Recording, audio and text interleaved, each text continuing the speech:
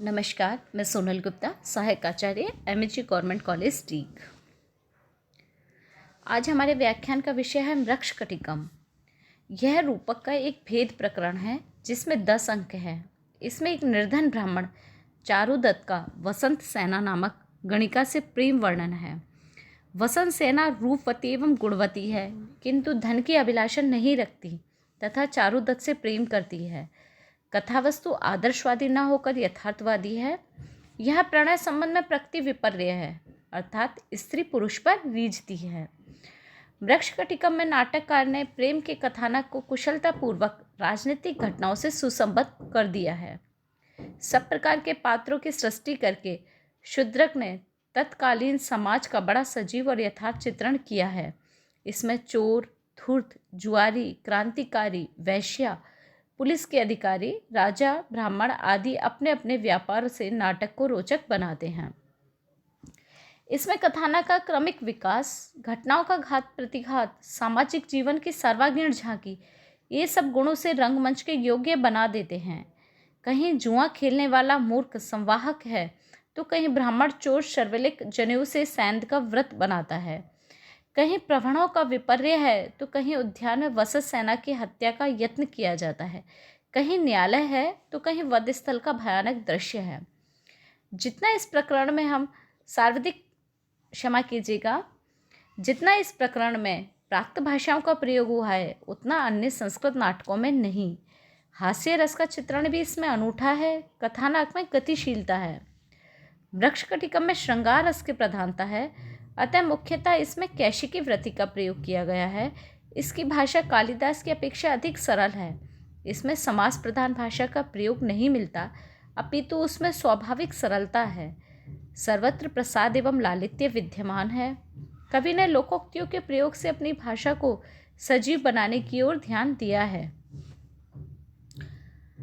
मृक्षकटिकम को हम संक्षेप में देखते हैं। मृक्षकटिकम के प्रणेता है शूद्रक।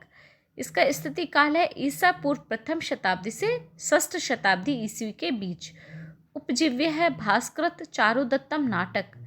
नायक गरीब ब्राह्मण चारुदत्त, नायिका गणिका वसंत सेना। गुण प्रसाद गुण है, रीति लाटी रीति है और वृत्ति कैशिकी वृत्ति है। छंद योजना 21 छंदों का प्रयोग हुआ है, अनुष्टुप छंद की अधिकता है। रस योजना अंगिरस रस श्रृंगार है। अलंकार अप्रस्तुत प्रशंसा, समासोक्ति, विशेषोक्ति आदि प्रमुख अलंकार हैं। काव्य प्रकार यह प्रकरण है। रूपक का दूसरा भेद। अंक एवं श्लोक संख्या ये 10 अंकों का नाटक है तथा इसमें 380 श्लोक हैं। प्राक्त इस प्रकरण में विभिन्न प्राक्तों का उपयोग है। इसमें केवल 32 में से केवल 6 पात्र संस्कृत भाषी हैं। प्रमुख पात्र हैं चारुदत्त, आर्यक, शर्विलिक, विट, सूत्रधार, अधिकर्णिक, संस्कृत भाषी, नटी, रदनिका, मदनिका, चेटी, वसंत सेना आदि प्राकृत भाषी हैं।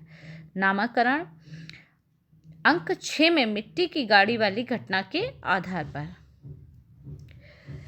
मृक्षकटिकम की कथा वस्तु संक्षेप में इस प्रकार है। अलंकार न्यास नामक प्रथम अंक में प्रसिद्ध गणिका वसंत सेना को राजा का साला शकार हस्तगत करना चाहता है।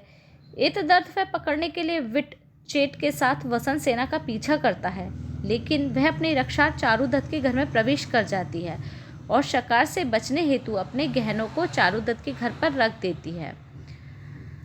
दूसरे अंक जिसका के नाम द्युतकर संवाहक है में चारुदत्त का पुराना नौकर आता है। जुआरी और द्युतकरों का मुखिया उसका पीछा करते हुए आते हैं।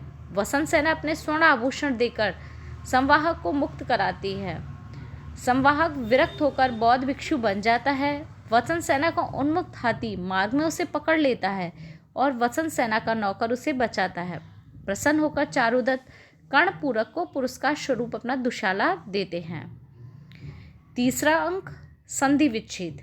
इस अंक में ब्राह्मण शर्विलिक अपनी प्रेमिका तथा वसंत सेना की दासी मदनिका को दास्ता से मुक्ति दिलाने हेतु चारुदत्त के घर में सेंध लगाकर वसंत सेना के रखे हुए आभूषणों को चुराकर ले जाता है।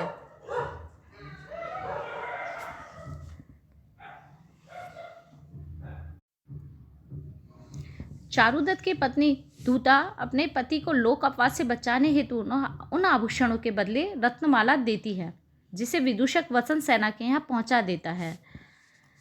मदनिका शर्विलक, यह चौथे अंक का नाम है।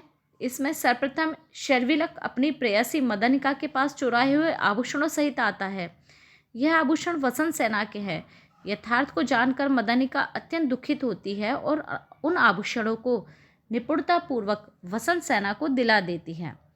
शर्विलक मदनिका को मुक्त कराता है तथा अपनी वधू बना लेता है। उधर चारुदत्त विदूषक के माध्यम से आभूषणों के बदले में रत्नमाला पहुंचाता है। वसंत सेना रात्रि में चारुदत्त से मिलने के लिए आने का संदेश भेजती है। 5वें अंक में वसंत सेना विट तथा चेटी के साथ चारुदत्त के प्रति अभिसरण करती है। तेज झंझावत के साथ वर्षा हो रही है। चारुदत्त पहले से ही उसकी प्रतीक्षा में बैठा है। वसंत सेना वहां पहुंचकर स्वर्ण आभूषण का सारा वृत्तांत सुनाती है और रात्रि में चारुदत्त के घर में ही विश्राम करती है। इस पंचम अंक का नाम दुर्दिन है।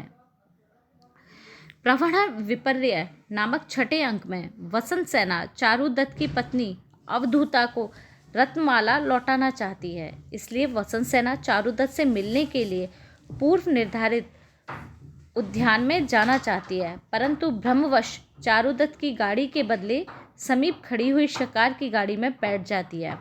इसी समय पालक द्वारा बंदी बनाया गया आर्यक भागकर आता है।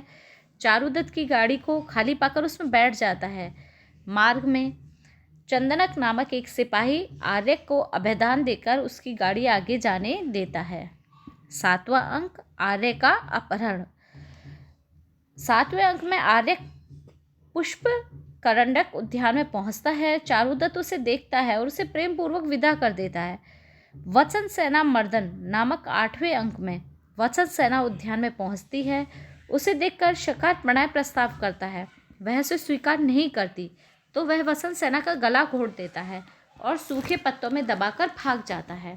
भाग्यवशात पूर्व कथित संवाहक वसंत सेना को पहचान लेता है और उठाकर बौद्ध विहार में लाता है, जहां वसंत सेना पुनः स्वस्थ हो जाती है। 9वां अंक, जिसका नाम व्यवहार है, में शकार वसंत सेना को मृत समझकर उसकी हत्या का आरोप चारुदत्त पर लगाता है। न्यायालय में दुर्भाग्यवशात अभियोग सिद्ध हो जाता है और चारुदत्त को मृत्युदंड की सजा दी जाती है। अंतिम उपसंहार नामक 10वें अंक में चंडाल लोग चारुदत्त को शमशान के ले जाते हैं। फांसी लगने ही वाली है कि भिक्षु वसंत सेना को लेकर वहां पहुंच जाता है। इधर पालक को मारकर आर्यक राजा बन जाता है और उसका मित्र शर्विलक भी शमशान पहुंच जाता है। अंततः चारुदत्त के स्थान पर शकार को फांसी का दंड दिया जाता है, किंतु चारुदत्त उसे क्षमा कर देता है। इस प्रकार चारुदत्त वसंत सेना के विवाह के साथ इस प्रकरण का भरत वाक्य के साथ पर्यवसान होता है।